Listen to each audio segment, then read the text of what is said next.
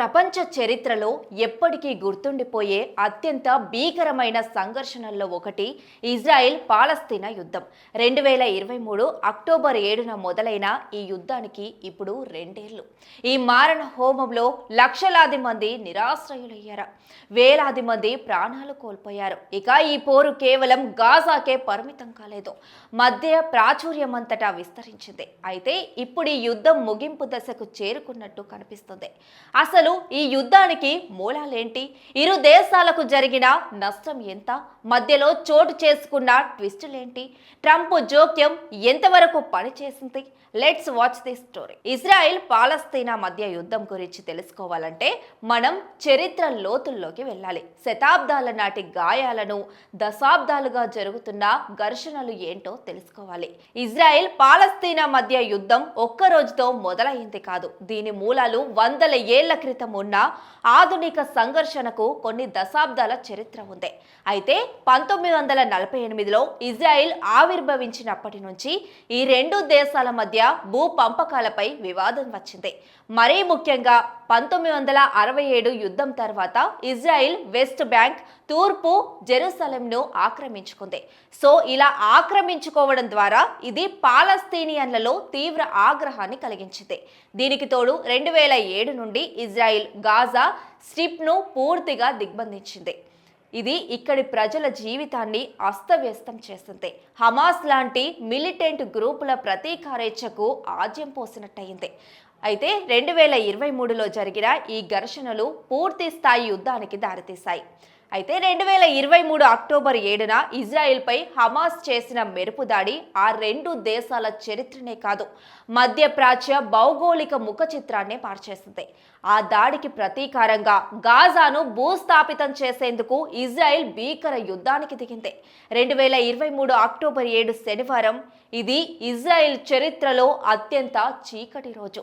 Hamas మిలిటెంట్లు ఇజ్రాయెల్పై operation all ఆక్సా storm పేరుతో మెరుపు దాడి చేశారు. గాజా నుండి ఒకేసారి 5,000కు పైగా రాకెట్లు ప్రయోగించారు. ఇక అదే సమయంలో మిలిటెంట్లు సరిహద్దు కంచెను ఛేదించుకొని ఇజ్రాయెల్ భూభాగంలోకి చొరబడ్డారు. పౌర నివాసాలు, సైనిక స్థావరాలపై విరుచుకుపడ్డారు. 1,200 మందికి పైగా ఇజ్రాయిలీలు ప్రాణాలు కోల్పోయారు. దాదాపు 250 మందిని హమాస్ బందీలుగా పట్టుకొని గాజాకు తీసుకెళ్లింది. ఈ ఘటనతో రగిలిపోయిన ఇజ్రాయెల్ ప్రధాని నేతన్యాహు వెంటనే యుద్ధం ప్రకటించారు. ఇక హమాస్ను పూర్తిగా నిర్మూలించడమే లక్ష్యంగా ఆపరేషన్ ఐరన్ స్పాట్స్ ను మొదలుపెట్టారు. అయితే కేవలం ఇజ్రాయెల్ యుద్ధం కేవలం పాలస్తీనా, గాజాలకే పరిమితం కాలేదు. కార్చిచ్చుల మధ్య ప్రాచుర్యమంతటా వ్యాపించింది. లెబనాన్, సిరియా, ఇరాన్, ఖత్తర్ లాంటి ప్రాంతాలకు కూడా ఇది విస్తరించింది. గాజాపై ఇజ్రాయెల్ భీకరమైన వైమానిక, భూతల దాడులు కొనసాగిస్తున్న సమయంలోనే ఈ పోరు ప్రాంతీయంగా విస్తరించింది. ఇజ్రాయెల్కు ఉత్తరాన ఉన్న లెబనాన్లోని హెజ్బొల్లా దాడులు మొదలుపెట్టడంతో సరిహద్దుల్లో ఉద్రిక్తత పెరిగింది. దీనికి తోడు సిరియా నుండి ఇరాన్ మద్దతు ఉన్న ఉగ్రవాద గ్రూపుల జోక్యాన్ని అడ్డుకునేందుకు ఇజ్రాయెల్ సిరియాలోని స్థావరాలపైన దాడులు చేసింది. ముఖ్యంగా 2024 సెప్టెంబర్లో ఇజ్రాయెల్ ఒక అనూహ్య వ్యూహాన్ని అమలు చేసింది. హెజ్బొల్లా కార్యకర్తలు వినియోగించే పేజర్లు, వాకీటాకీలను పేల్చేసింది. ఇలా ఈ దాడుల్లో వందలాది మంది హెజ్బొల్లా కార్యకర్తలు కూడా మరణించారు, వేలాది మంది గాయపడ్డారు. ఇది హెజ్బొల్లా కమాండ్ వ్యవస్థను పూర్తిగా దెబ్బతీసింది. ఇజ్రాయెల్ దాడుల్లో హెజ్బొల్లా అధినేత హసన్ నస్రల్లా సహా కీలక కమాండర్లు హతమయ్యారు. అంతేకాక హమాస్ ముఖ్య నేతలు కూడా చనిపోయారు. ఇది యుద్ధంలో ఇజ్రాయెల్కు వ్యూహాత్మక విజయాన్ని అందించింది. ఈ ఏడాది జూన్లో ఇరాన్ అణుస్థావరాలను లక్ష్యంగా చేసుకుని ఇజ్రాయెల్ దాడులు చేసింది. ఈ దాడుల్లో ఇరాన్కు చెందిన పలువురు అగ్రశ్రేణి నాయకులు, అధికారులు కూడా చనిపోయారు. సెప్టెంబర్ 9న ఖత్తర్లోని ఓ భవనంలో హమాస్ నేతలు సమావేశమయ్యారనే సమాచారంతో దీనిపై ఇజ్రాయెల్ మళ్లీ దాడి చేసింది. అయితే ఇజ్రాయెల్ ప్లాన్ ఫెయిల్ అయ్యింది. ట్రంప్ జోక్యంతో ఖతర్కు ఇజ్రాయెల్ సారీ చెప్పాల్సి వచ్చింది. ఇక ఇజ్రాయెల్ యుద్ధం దాటికి గాజా పూర్తిగా నేలమట్టమైంది. ప్రపంచం చూస్తుండగానే జనసంద్రంగా ఉన్న ఆ ప్రాంతం ఇప్పుడు శిథిలాల సముద్రంగా మారిపోయింది. ఈ యుద్ధంలో అత్యంత దారుణంగా నష్టపోయింది గాజా స్ట్రిప్. ఇజ్రాయెల్ దాడుల వల్ల సుమారు 66,000 మందికి పైగా పాలస్తీన్లు ఇక్కడ మరణించారు.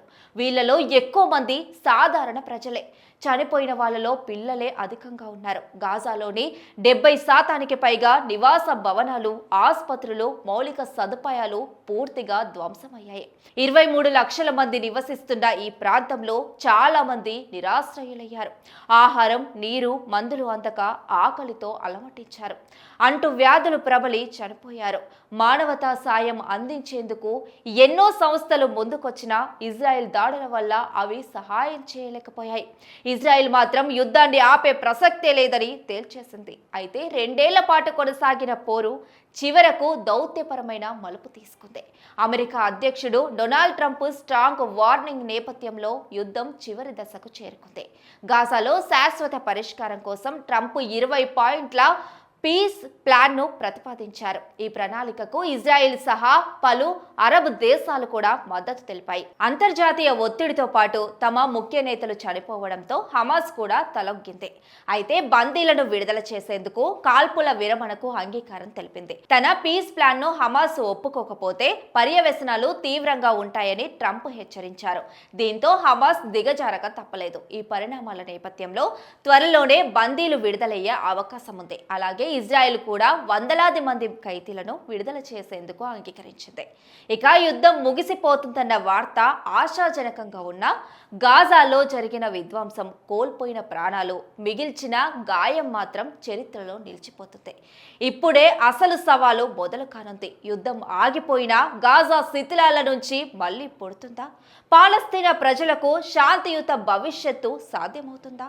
ట్రంప్ ప్రతిపాదించిన శాంతి ఒప్పందం కాగితాలకే పరిమితమవుతుందా? ఇక ఇలాంటి అనేక ప్రశ్నలకు కాలమే సమాధానం చెప్పాలి.